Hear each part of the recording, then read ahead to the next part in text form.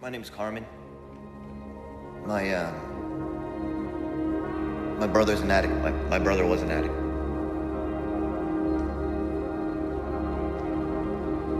And this morning,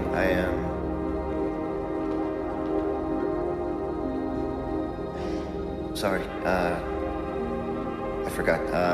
Before I came to Al-Anon, I was a cook. I mean, I'm still a cook. I'm just a different kind of cook, I guess.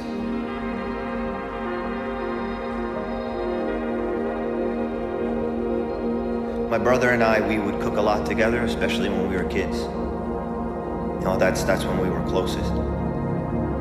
Food was always our common ground.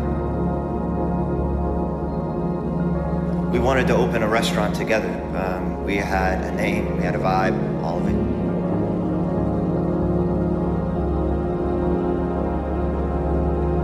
My brother can make you feel confident in yourself. You know, like when I was a kid, if I was nervous, I was scared, I wouldn't want to do something, he'd always tell me to just face it, you know, get it over with. He would always say, he would always say, let it rip.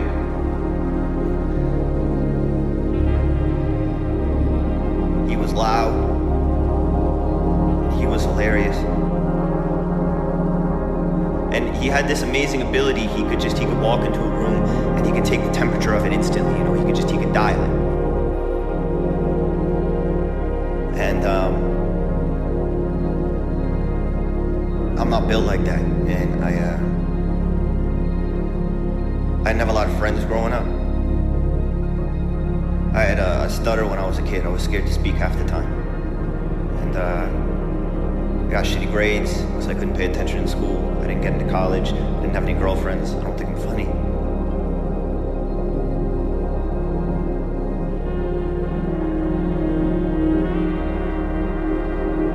I always thought my brother was my best friend. Like we just knew everything about each other.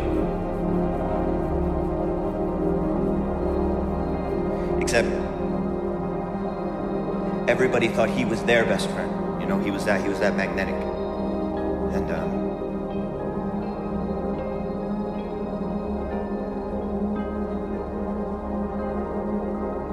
I didn't know my brother was using drugs. What does that say? As we got older, I realized I didn't know anything about him. Really.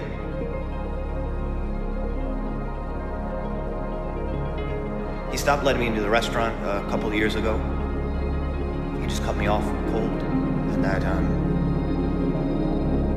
hurt, you know. And I think that flipped this switch in me where I was like, okay, fuck you, watch this. And because we had this connection through food, and he had made me feel so rejected and lame and shitty and uncool, I made this plan where I was gonna go work in all the best restaurants in the world. You know, like I'm gonna go work in real kitchens, like fuck mom and dad's piece of shit, right? And it sounds ridiculous, you know, me saying that now, but that's what I did.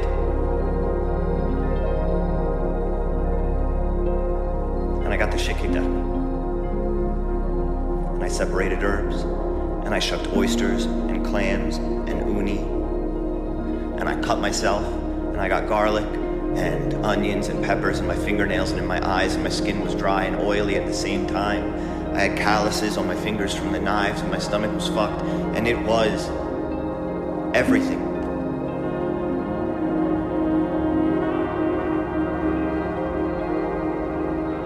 And a couple of years later, this funny thing happened, which is like, for the first time in my life, I started to find this station for myself.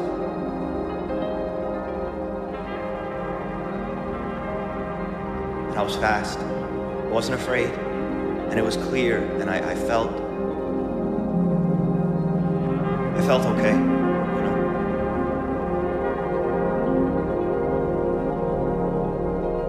I knew which vegetables went together, proteins, temperature, sauces, all that shit. And when somebody new came into the restaurant to stage, I'd look at them like they were a competition, like I'm gonna smoke this motherfucker.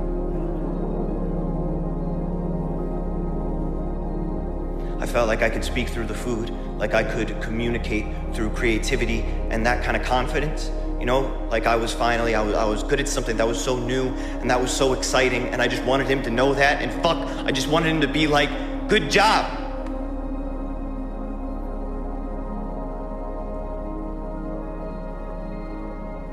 And the more he wouldn't respond, and the more our relationship kind of strained, the deeper into this I went and the better I got.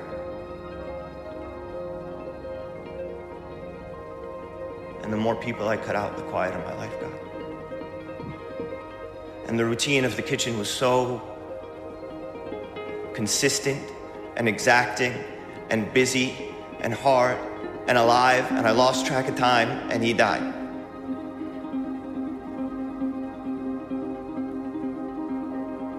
And he left me his restaurant.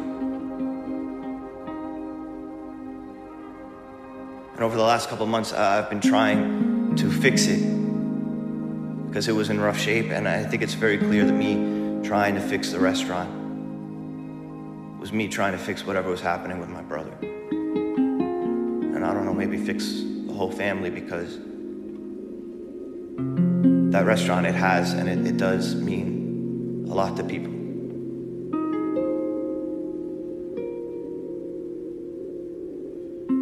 It means a lot to me.